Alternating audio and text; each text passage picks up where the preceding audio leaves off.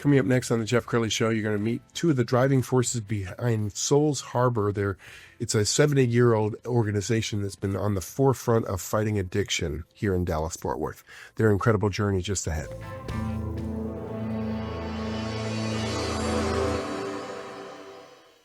Many are predicting that the worst is yet to come, which is unfortunate, said one person here.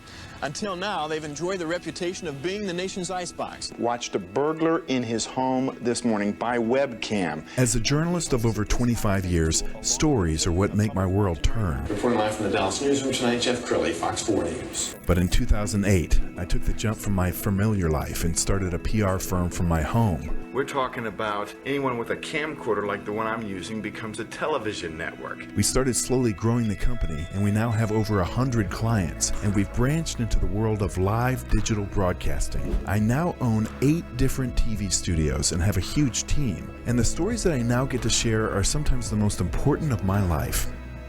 Life has a funny way of coming around full circle. This is the Jeff Crilley Show. Well, we had the pandemic, and then we had the post-pandemic, and the post-pandemic is addiction. People are getting addicted to different things. It could be drugs and alcohol. It could be pornography. People are self-medicating through different vices, and some people who are on the forefront of fighting addiction are in the studio right now. Dusty Gray with Souls Harbor, and James Hallam. He's with Benny Keith. Thanks guys for coming on the show. Good morning. Good morning. Thank you, Jeff. All right, let's start with you, Dusty. Souls Harbor's been around for 70 years. 70 years, that's correct. 1956. No kidding. Okay, tell me about the early days.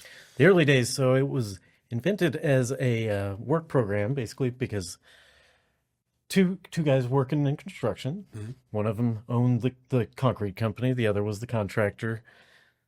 Their workers would get their paychecks, and they would take off, never to be seen again. So they started a work program wherein they could live at this little blue house that was built out in Southeast Dallas, which is where the main campus is now. Yeah. And they would live for free, but they would get to work, and they would have to stay sober, and they would have to get spiritual out there and get in touch with their higher power.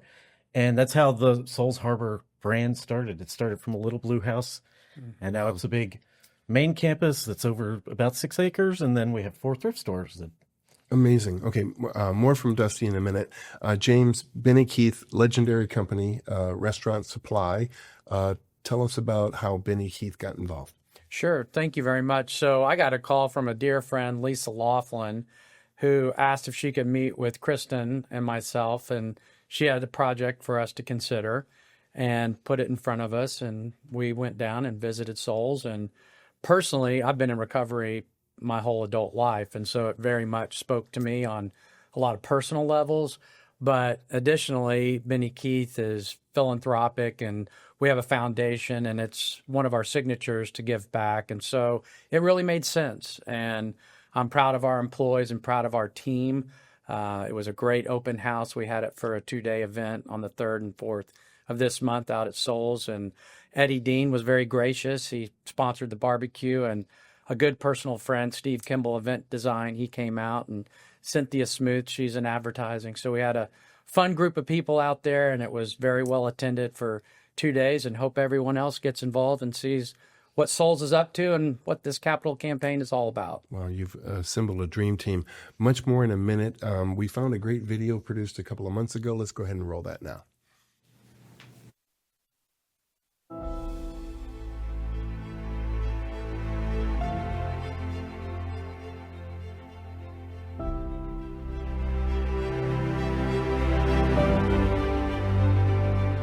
My name's Dustin Gray. We're out here at Souls Harbor in Southeast Dallas. This is a men's recovery shelter from substance abuse. It was established in 1956.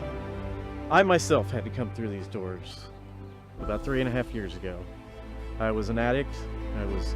I had lost everything due to my addiction. I had lost my family. I had lost my friends. Nowhere to go. And I found this place. 3.5 years ago, I wasn't able to talk to anybody. I was catatonic, basically. 3.5 years later, I can stand here and hopefully share my story to other people and help them get better. This place has given me a lot, and I'd like to give back to it, basically.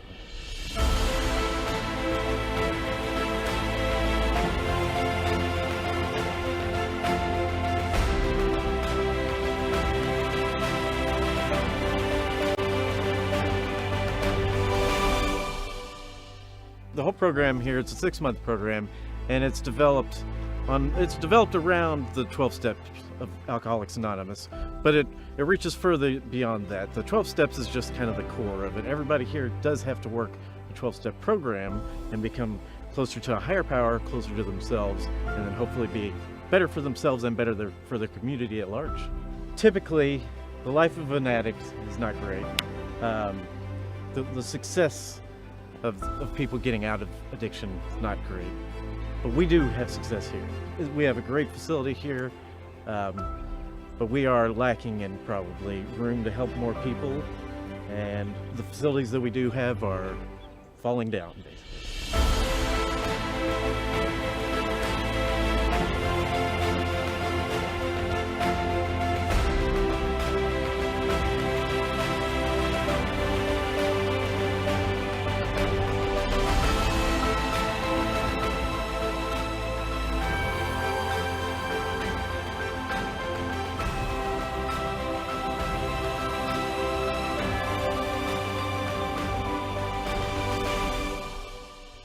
Good day, it's James Hallam with Benny Keith Company, standing here at the Souls Harbor in Seagoville, Texas. We're getting involved in their capital campaign, helping them raise the necessary funds to do improvements on site in their recovery community. We sure hope y'all will get involved and be a part of this movement. It's very important to the state, it's very important to the city of Dallas, and it's very important in the recovery community. Let's get involved, let's all do our part, and we look forward to working with you in the future.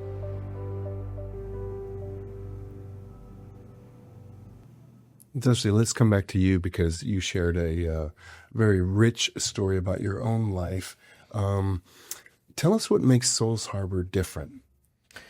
Well, what makes Souls Harbor different is it's a work therapy program that caters to men and helps men feel safe feeling vulnerable, because it's a difficult proposition for men to feel vulnerable. I can speak from experience, as was shown in the video, that I went in there and my hair was down to here, my beard down to here, and I couldn't talk to anybody. I was trapped inside, and I had to learn how to open up my heart again.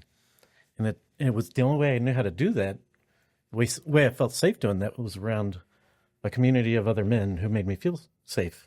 Opening up my heart again. Well, and tell me about your journey. So we're in the holiday season where booze is just flowing. Mm-hmm. And this is a difficult season for somebody who has a battle with alcoholism. I mean, how do you navigate this season? I navigate it by relying on my higher power, relying on my support group, relying on the skills that I learned out at Souls Harbor, basically. The foundation the spiritual principles that I learned out there that have made a foundation that I can stand on, so that I can walk past a grocery aisle with wine and beer in it and not worry about it. I can go to a bar with friends and be their designated driver, that kind of thing. Wow. Yeah. That's amazing. James, you mentioned you have a personal journey, and obviously Benny Keith is very passionate about this cause. Tie the two together. I would say it's really not personally related. It's more about just giving back to the community and recognizing the topic for what it really is. And I think it's important to the company and important to our employees that social issues that could potentially affect our family members and our customers and, of course, the greater society are things that need to be important, top of our mind. So I think I would say, it's really less about any individual family person, and it's more about the group conscious about the topic. It's been around for a long time. It predates Prohibition, and it's something that is important to our family and important to the community. And I just think it's something that is can't be talked about enough. James, let's talk about the Capital Campaign. Sure. So tell us how people can get involved. So I think Dusty kind of said it best. He's our point man, and they can get a hold of Dusty. They can get a hold of myself. They can go to the Dallas Souls Harbor or soulsharbordallas.org website, and there's going to be a donate now bug up on the top right side. We're going through our outreach right now. We had our open house on the 3rd and the 4th So we're just now cycling, getting letters out, Yes. assembling our teams. There's kind of two ways to get involved. We understand people have time, talent, and treasure. So we've kind of created two swim lanes for people that have time and talent, and then another one for treasure, or people want to get involved and give money. We love that too. So Yes. if this is something that is on someone's mind or they want to volunteer, they can get a hold of me through Souls Harbor, or Yes. I'm easy to find. I'm all over the internet. And Dusty, as we saw in that video, the facilities are getting gated. Tell us more about the need. Well, the need, so we operate 4 thrift stores that are all south of 20. We have one in Waxahachie. That's our biggest one. That's kind of our flagship store. We have one in Ennis, downtown Ennis. We have one in downtown Ferris. We have one in Seagoville, which is kind of our boutique store in Seagoville. To call it a need, maybe going a little overboard, because we can sustain ourselves. We've been doing it for 70 years. But I think kind of to throw it back to what James was just talking about, we really want to ingrain Souls Harbor back into the recovery community at large. Yes. I think we've been doing it by ourselves for too long, and we need to help.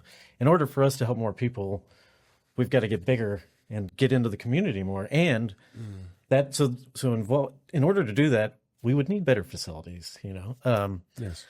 and we would need more facilities. So that's what we're trying to do, but also just trying to get the word out and become a bigger part of the recovery community at large, I think. All right, we have 2 minutes left. So, James, final thoughts, and then we'll end with Dusty. Well, I just might reiterate how proud I am of the team and all the effort that's taken place so far to get this momentum going, especially after a stall due to COVID. And it's no one's responsibility. It just happened. And I think how quickly people have reacted and kind of fallen in, and the interest that we've gotten so far makes me very excited and optimistic about this challenge that we have in front of us. We're optimistic that we can raise $4.8 million. Of course, that's not easy. So it's going to take a lot of thought leadership and a lot of effort. And so we're up for the challenge and looking forward to it. Love it. Dusty, final word.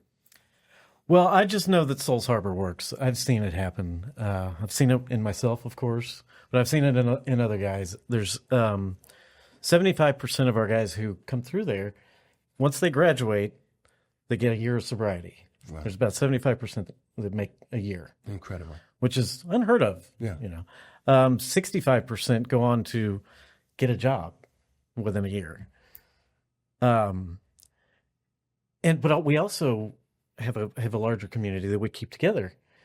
And there's like Gary in the video there on the tractor. He is a part of the Souls Harbor community at large. He went there, he got better. And now his grandson comes up there. They have a house down the street. He's retired, but he volunteers his time there. Wow. And it's just it's a beautiful, he's one of my favorite places, and it's a beautiful place to get sober. So. Incredible. Well, thank you so much for what both of you are doing for the planet. We're going to end with the website, which is soulsharbordallas.org. Dusty Gray and James Hallam, thanks for coming on the show. Thank you. You bet. That's it for now. We'll see you next time.